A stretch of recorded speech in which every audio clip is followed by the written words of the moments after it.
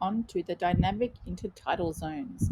You would have experienced looking at the intertidal zones at our Year 6 camp as one of the rotations that we did.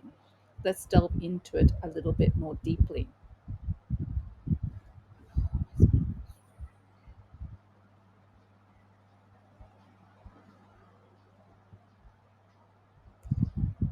These areas where the ocean meets the land are vital for coastal ecosystems, providing habitats for unique species and which adapt to fluctuating tides. The tides are gravitation due the tides happen as a result of the gravitational pull of the moon, which causes the tides to rise and fall. Here you can see a cross-sectional diagram of an intertidal zone. You can see where the water goes, the water level is for low tide, and of course where it is for high tide. Another image that shows you the layers of this ecosystem. Right, there's lots of different organisms that live within the intertidal zone, and you would have seen some of these on your explorations out to the beach area during our camp. Of course, some of you were eager to come and share how you came across things like starfish. That was very interesting to that you took photos of, which was great.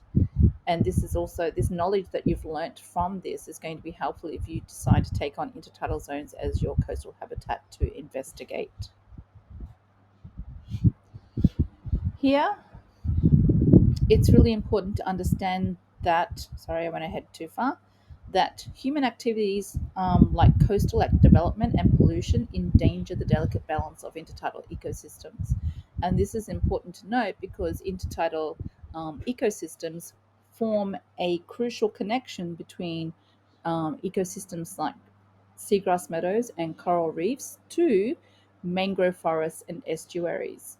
So it's important that we understand how we can encourage people to follow best practice in terms of sustainable practices within these zones. Okay, here we have our intertidal zone learning check for you to complete in your exercise book. What causes the tides to go up and down at the seashores? What is the intertidal zone itself? What type of organisms live in the intertidal zone? And finally, what special adaptations do these organisms need to have? You can pause the video to complete your learning check in your exercise book. Next, let's explore the rich estuaries. Estuaries are, sorry, are biodiversity hotspots where fresh water from rivers mixes with salt water from the ocean, creating fertile habitats for countless of species. Here you can see a very simple diagram as to where how the river forms the estuary before it moves out, the water moves out into the ocean. They're very fertile and productive environments because freshwater streams bring in tons of nutrients washed down from inland soils, and these nutrient levels are higher than freshwater ecosystems.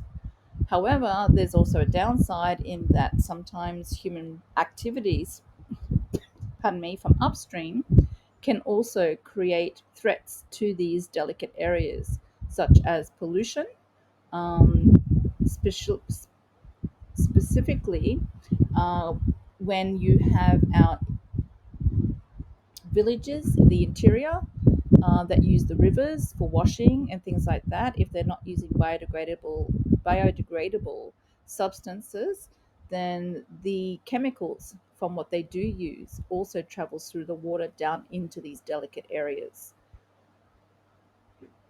So it's important that we advocate a message to all,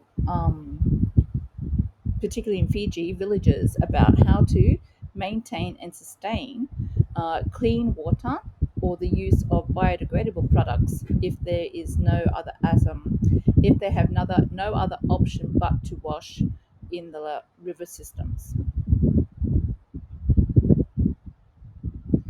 Here we have our learning check for estuaries. You can pause the video to complete these questions in your notebook. What are estuaries? List other names for estuaries. Why are they so rich and fertile? And list the type of organisms that are found in estuaries.